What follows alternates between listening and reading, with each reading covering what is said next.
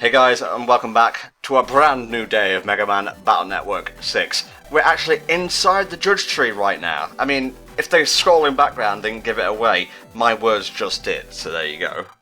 It's a cute little hammer animation going on. I love it. But though when I first looked at it, when we first booted up this part, I said to myself, are those like green energy tanks from Mega Man Classic? It's just missing like the E on it. Maybe they just kind of repurposed it. I don't know. Oh, there's a mysterious voice. It doesn't even have a portrait.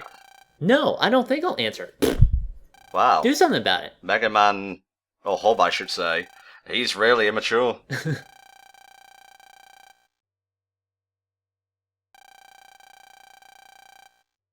Is that Ito's NetNavi talking there? Could be God. You never know.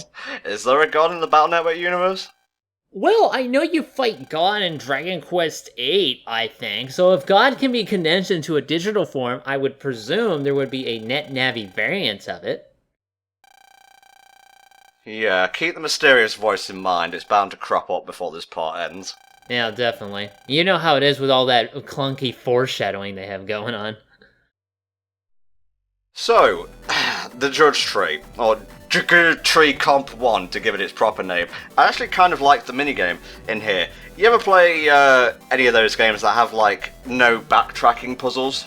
Yeah, where, usually you have to, like, go around the area and you have to hit every square and light them up in order to progress. Like, Legend of Zelda has had puzzles like that before, and personally, I love those puzzles. I love how...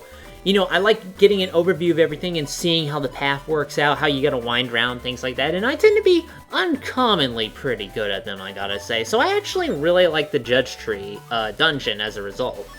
I think there's one in Sword and Shield dungeon in Oracle of Seasons.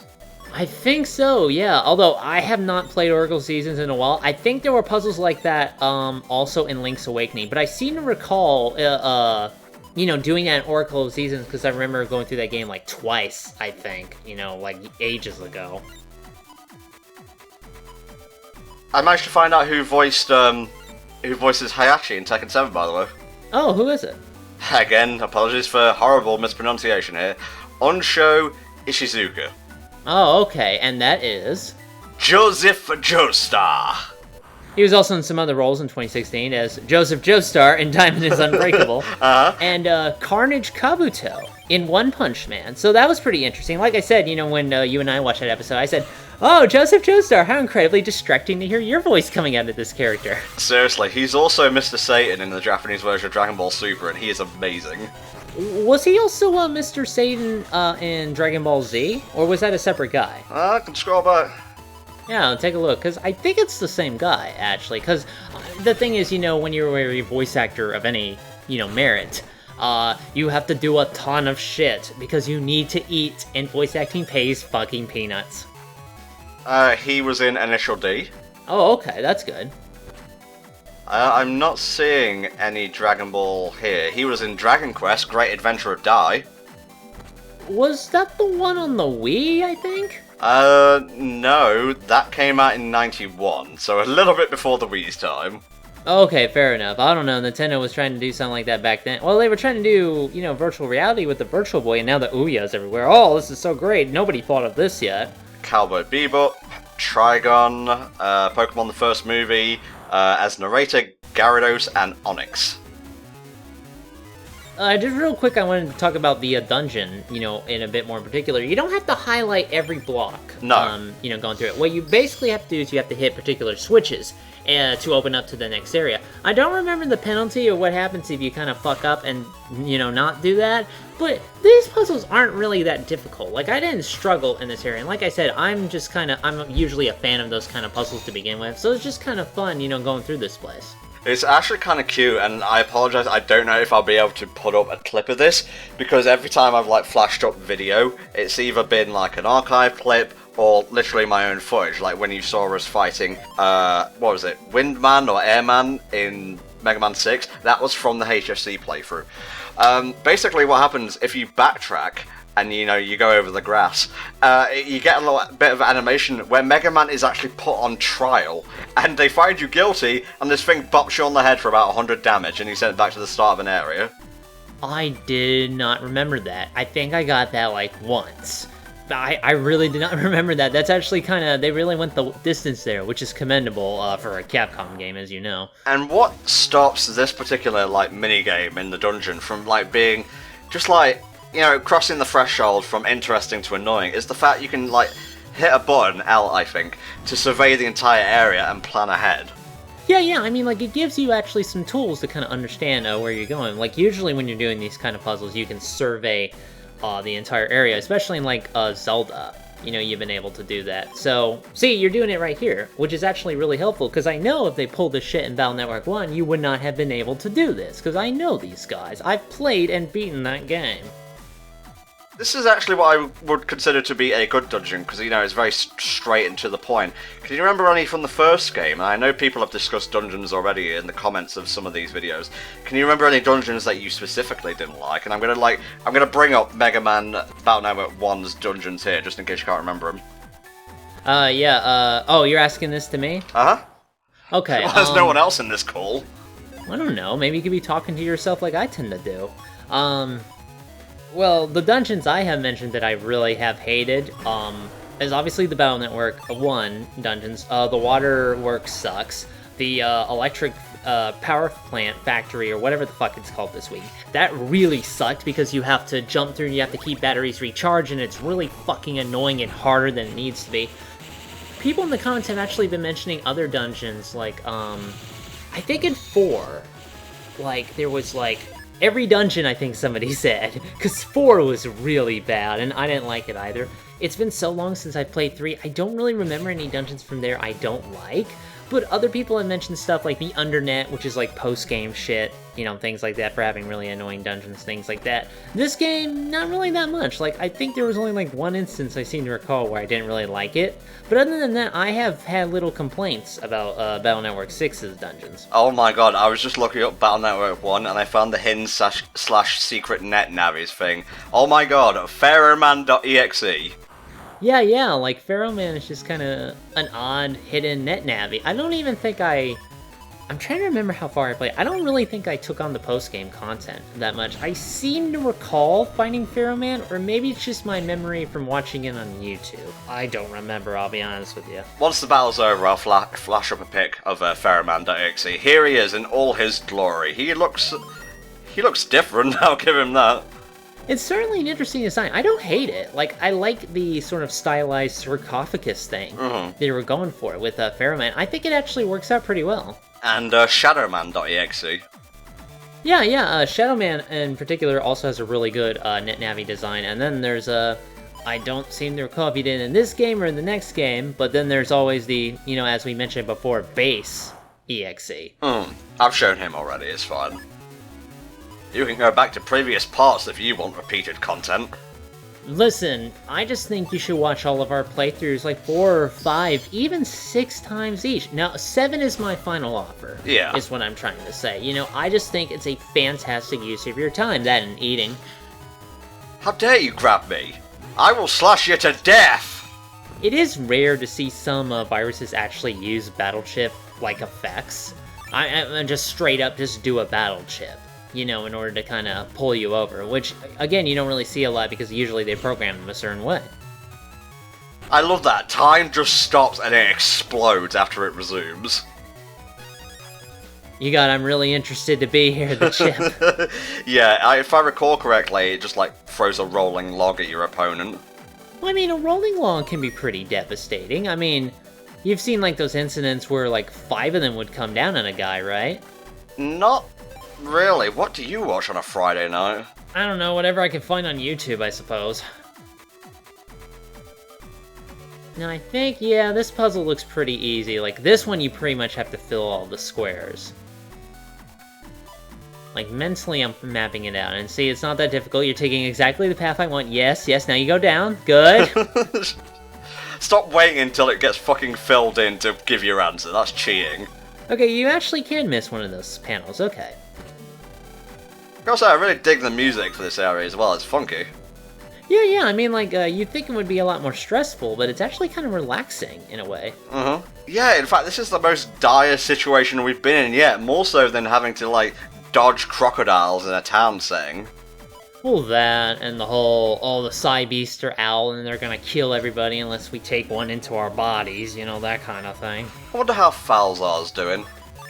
I don't know, I guess he's just chilling in Circus Man, going, oh, well, that's great. I mean, at least Gregar gets to do shit. I mean, he'll pop out every so often, have his little fun. Me, I'm sitting here inside of a fat clown and I have no idea what to do. I think you may have trouble hitting this man. There you go. I just wanted to try out Yo-Yo, it's fine. People were also mentioning this in the comments, reminding me of some of the really kind of broken particular battle chips. And it's not necessarily just, you know, stuff like the Mega Chips and the Giga Chips. It's not like the big base moves and things like that. Sometimes some really normal chips can actually be highly damaging. There's a particular chip called Air Hockey, where what that does is that it sends like a puck, you know, back and forth over the enemy grid really fast. And the later versions of that go back and forth so much, do so much damage, that I believe in some folders they're actually integral to having like the most damage output possible, which is lame, I have to admit, because I never really liked air hockey. I never liked aiming it. It didn't go in like a nice straight organized line as I usually like, but I don't know. Yeah, it goes diagonal, and yes, I know that because I use it later in the playthrough. Okay, there you go. So I'm glad it popped back in this, because I seem to remember like when the forum, you know, the forum I mentioned, EXE Warriors, was like near its end of its life, we were trying to do the revisions for all the rules one last time, and we all decided to adopt the Battle Network 6 battle chips as like the main chips you had access to. You know, like, so that was when everything was most balanced. But of course the game still had a lot of problems. And there we go, that's the dungeon.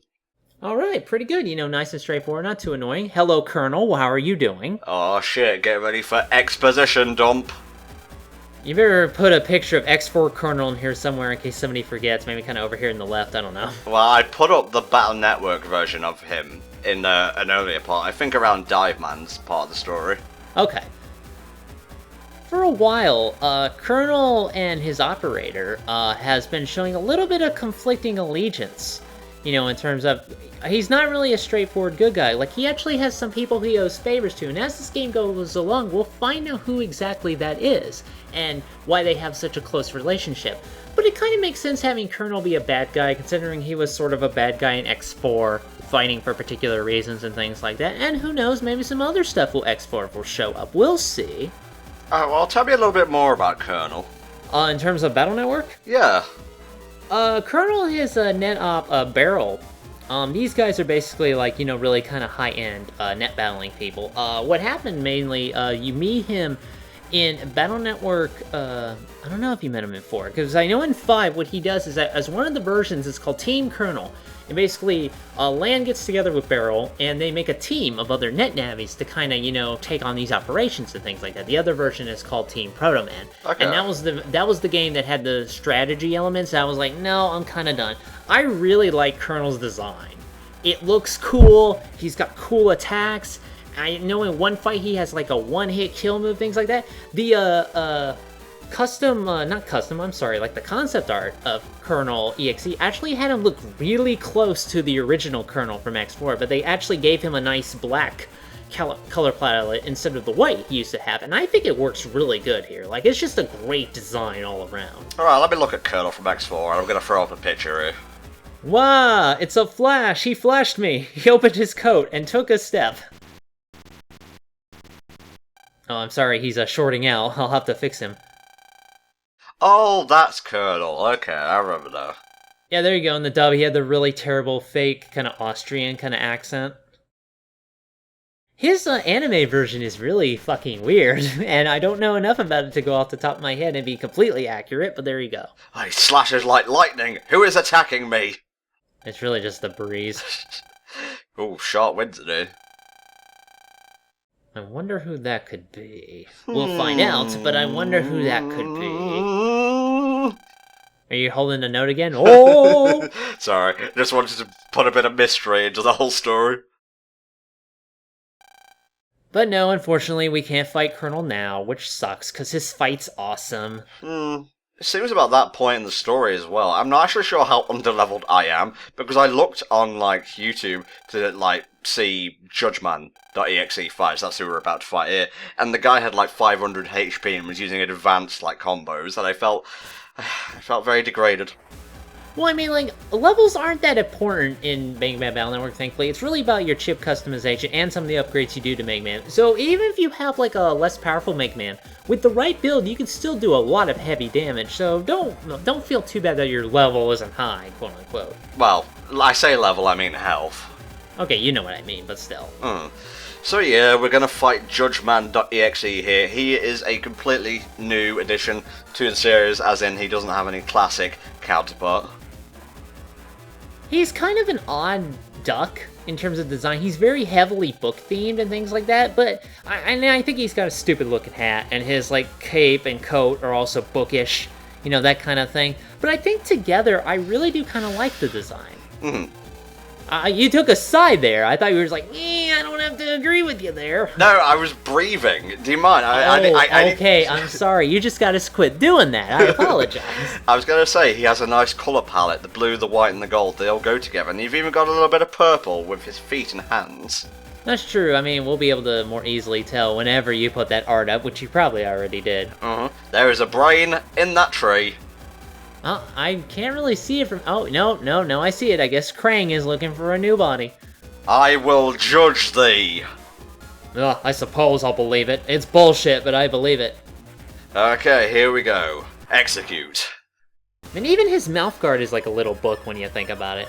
Okay, JudgeMan, he's really not that hard at all. What you really have to look out for is the whip attack, which like goes across like a line, as it would have done there if I hadn't countered. Yeah, JudgeMan is actually, I believe, completely elect element. I just want to make absolutely sure here. I don't know if you have JudgeMan up and not me. I'll look it up. Okay, but I know, like, he has elect-themed attacks, and he also has the Chompy books here. The Chompanomicon, I don't know what else I'm going to call it. Nice. Good combo there with the bomb, though. I guess that's the one you were talking about on Twitter. Apparently he was originally called Bookman, and I could believe it. Yeah, I think JudgeMan sounds like a better name for it. I mean, books kind of have to do with judges, things like that.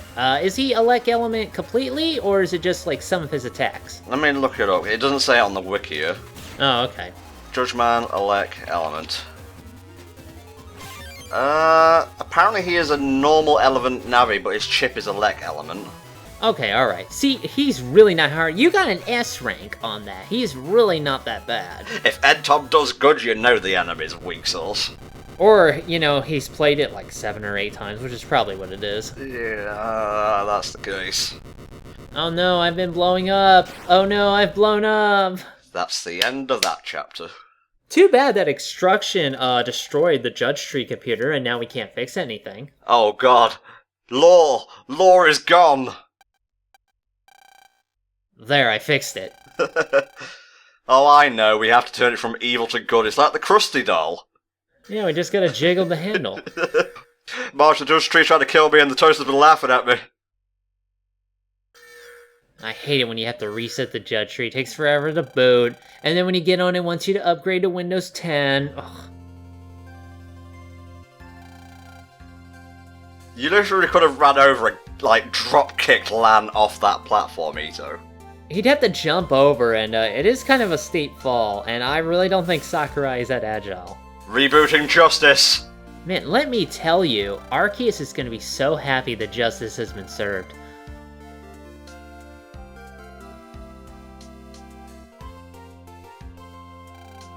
Psh! Huh! Fuh! Fuck!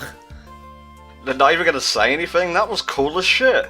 I don't know who that guy is, but I admire him immensely. I know exactly what tune I'm putting here. I wouldn't know. I can't hear anything. You'll have to wait until it goes up on YouTube. Good thing they summarized this instead of drawing it, otherwise I wouldn't have believed any of it. Yeah, show don't tell, guys. Well, he is Sakurai. His arms are presumably weak and noodled. Yeah, he tried to get away, but he kept tripping for some reason. Who put this banana here? It was you, sir. Oh, god damn it. Fortunately, previous versions of Judge Tree are available on Archive on the web. Roll back to Judge Tree. We get rolling back to Judge Tree 95. That was when it was the best anyway, let's be honest. Will Wright will now judge you. Sakurai is guilty. of not patching Samus. Guilty! Guilty! Now he's just Sakurai, like we've been calling him. Not Prosecutor Sakurai, just normal Sakurai.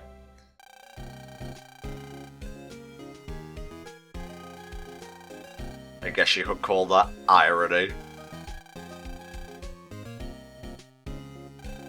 There we go. See, Lad doesn't understand the world of the grown-ups, but he will, in time. Don't worry, it's fucking terrible, and you'll want to go back.